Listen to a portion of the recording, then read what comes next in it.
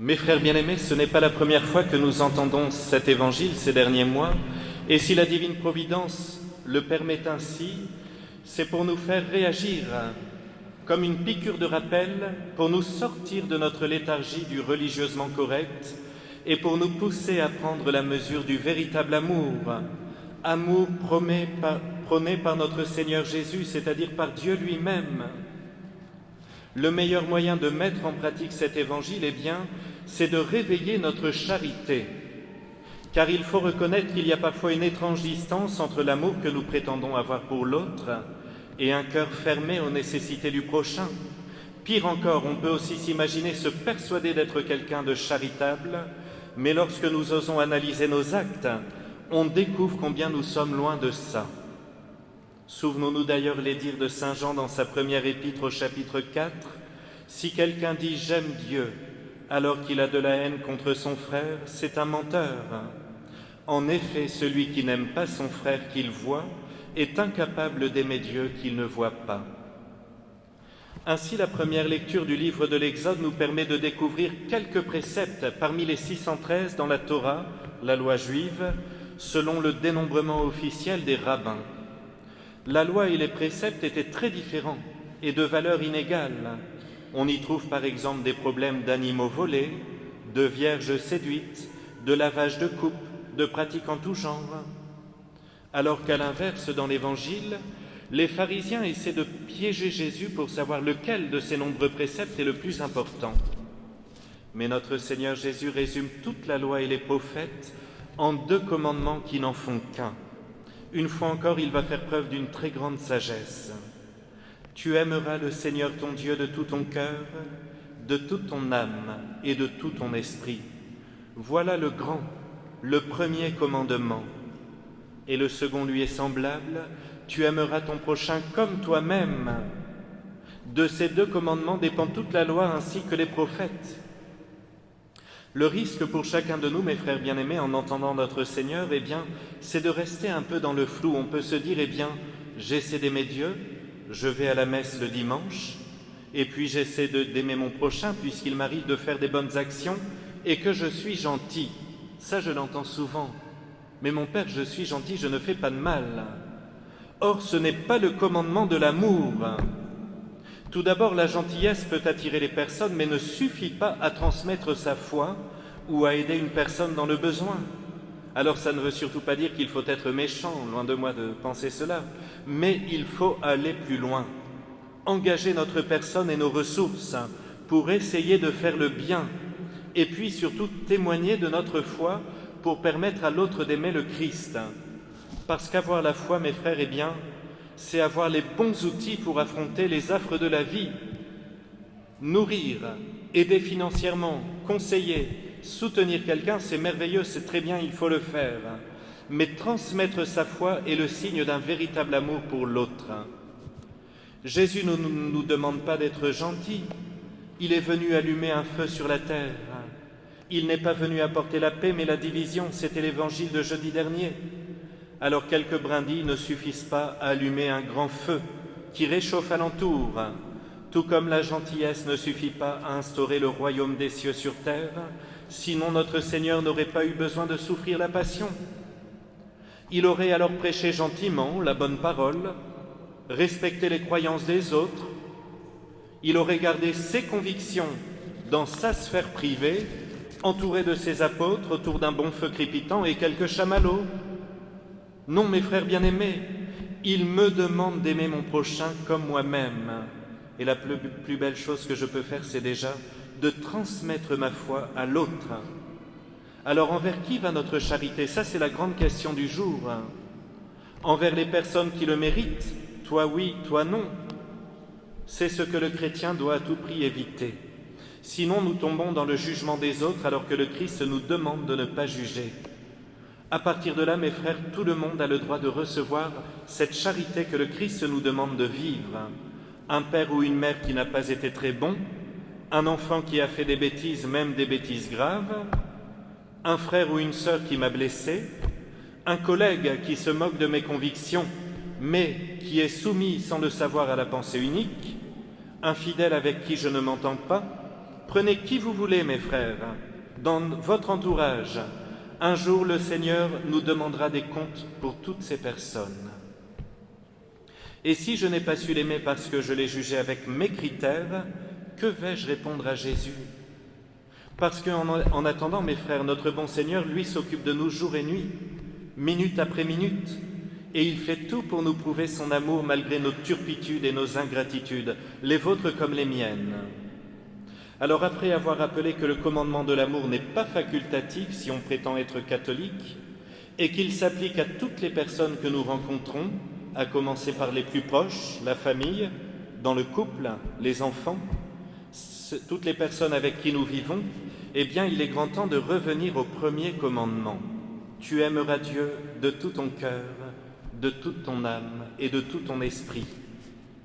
Ici, nous devons bien comprendre qu'il est impossible de pratiquer le véritable amour du prochain si nous n'avons pas un amour authentique pour le bon Dieu. Et je vais vous le démontrer, mes frères. À l'origine de tant de souffrances sur terre, de tant de divisions et d'injustices, se trouve le péché, l'égoïsme, la jalousie, le manque d'éducation, qui parfois crée de très grandes souffrances dans les familles, l'impureté, l'avarice, la médisance, la paresse, l'inconstance, la malhonnêteté, le mensonge, etc. Nous en faisons l'expérience tous les jours dans notre propre vie avec les personnes qui nous entourent. Si quelqu'un aime Dieu de tout son cœur, il va mettre en pratique son enseignement, c'est-à-dire il va lire les évangiles assez souvent, il va les méditer pour les mettre en pratique. Il va analyser sa conduite et se remettre en question. Premièrement, dans la confession, parce que Jésus nous demande de nous confesser, il a donné aux apôtres le pouvoir de pardonner les péchés. La confession, mes frères, n'est pas facultatif. La semaine dernière, alors qu'il y avait les professions de foi, j'ai rappelé que pour communier, il fallait se confesser au moins une fois l'an. On dit faire ses Pâques. C'est un minimum, mais il faut le faire. Et puis surtout, l'Église nous demande, chaque fois que nous faisons de grands péchés, nous devons nous confesser. Mais mes frères, en réalité, un péché est un péché. Manquer de charité dans une petite chose, pardonnez-moi, demande déjà réparation. Alors on se confesse et on avance. Permettez-moi de prendre un exemple. Si je me confesse tous les mois et que je confesse au prêtre, à Jésus, présent dans la confession, que je manque d'amour délicat pour mon époux ou mon épouse, je vous promets, mes frères, que viendra un temps où vous allez vous dire « Mais mince, je confesse toujours la même chose, je veux changer. En rentrant ce soir, je vais faire un effort. » Mais vous voyez, ça c'est un fruit de la confession. Et Dieu nous donne la grâce parce qu'alors notre cœur est ouvert. Il nous donne la force de nous améliorer. Et là, nous changeons. Bien sûr, on confessera toujours la même chose jusqu'à 95 ans. C'est pas grave. On s'améliore, on fait des efforts. On demande au Seigneur sa grâce. Par contre, mes frères, celui qui ne se confesse pas ne voit pas toutes ses fautes et risque de ne pas changer. Deuxièmement, dans la vie de prière, je parle bien sûr d'une prière humble, où je ne suis pas en train de me rechercher avec mon petit programme. Oh, il faut absolument que je fasse ma demi-heure d'oraison. Ça n'est pas de la prière. On a l'impression de bâcler le truc. Comme disait le saint curé d'Ars, qui nous entend maintenant, eh bien vite. On fait sa prière et c'est bon, c'est réglé. Allez, je passe à autre chose. Non, une prière humble, où je demande au Seigneur de transformer ma vie, où je le laisse pénétrer mon âme, où je fais un grand silence pour l'écouter. Eh bien, je vous promets que le Seigneur alors nous éclaire sur nos choix de vie, sur tout ce qui peut faire souffrir les autres. Par exemple, parce que je sais que vous aimez les exemples, le voisin n'a pas coupé un grand arbre qui perd 15 tonnes de feuilles dans mon jardin chaque année. J'exagère un peu. Alors je me dis, dès qu'il va partir en vacances, je vais mettre une petite échelle, je vais aller percer un trou dans les racines et mettre des gousses d'ail, parce qu'on dit que ça fait mourir un arbre. N'allez pas le faire, mes frères. Mais vous êtes en prière, et là tout de suite vous sentez cette petite voix vous dire « Ne fais pas aux autres ce que tu n'aimerais pas qu'on te fasse ». Et alors on va supporter patiemment les 15 tonnes de feuilles qui tombent chaque année dans notre jardin. Ça ne nous empêche pas d'aller sonner en disant « Mon cher ami, vous ne pourriez pas faire un petit effort ?» C'est ça, mes frères, l'Évangile. L'Évangile nous transforme à condition que notre cœur soit humble, à condition de prier humblement. et de laisser le Seigneur éclairer notre intelligence. Enfin, grâce au sacrement et particulièrement à la Sainte Communion, le dimanche, et si possible en semaine, je vais recevoir des forces invisibles et pourtant bien réelles pour grandir en sainteté. Prenez mes frères les saints, ils nous en donnent l'exemple. Hier, je le disais au cours d'un baptême, Saint François d'Assise, qu'on prend pour exemple soi-disant pour l'écologie, mais il n'était pas du tout dans l'écologie. Simplement, il avait un grand amour de la création du Seigneur. C'est tout simple. Mais vous voyez, un jour qu'il partait en croisade avec un ami, il avait tout pour réussir sa vie. C'était un chevalier, il était d'une famille assez aisée, mais voilà que sur un petit chemin de campagne dans le sud de l'Italie, il tombe nez à nez avec un lépreux. Alors les lépreux, à l'époque, on leur mettait une cloche autour du cou. Comme ça, on savait quand ils s'approchaient des villages. Et au lieu de contourner cet homme, Saint François d'Assise va être touché par la grâce divine, mais en même temps, il avait la foi. Que va-t-il faire? Il descend de cheval, il prend cet homme dans ses bras et il l'embrasse. Un lépreux, ce n'est même pas le Covid, c'est un lépreux. Voyez, mes frères, la grâce de la foi, la grâce de la puissance divine dans un cœur humble. Et de là, il va radicalement changer de vie. Dans quelques instants, d'ailleurs, nous aurons la grâce de voir une première communion avec Pauline qui se prépare depuis des mois. C'est merveilleux de voir un enfant recevoir pour la première fois le corps de Dieu, le corps de celui qui a créé les Pyrénées enneigées magnifiques, ce corps qui se donne à nous avec tant d'amour, que j'espère que cela renouvelle en nous le désir d'avoir un très grand respect et surtout de lui faire confiance, de le laisser transformer notre cœur. Prenez une fois encore tous les saints, qu'ont-ils fait? Ils ont laissé le Seigneur les transformer et ils ont changé radicalement de vie. Sainte Rita, qui se faisait battre par son mari, un homme violent et méchant, qui se moquait de sa foi, et tous les jours elle priait patiemment. Elle suppliait Jésus lorsqu'elle allait à l'église de convertir le cœur de son mari. C'est facile à dire, mais à supporter des années. Et vint un jour où son mari, un beau matin, lui dit « Je te demande pardon ». Et en 6 mois, il va changer radicalement de vie. Malheureusement, la mort devait l'emporter quelques mois plus tard, ou heureusement, pour qu'il puisse entrer au paradis converti grâce aux prières de sa femme.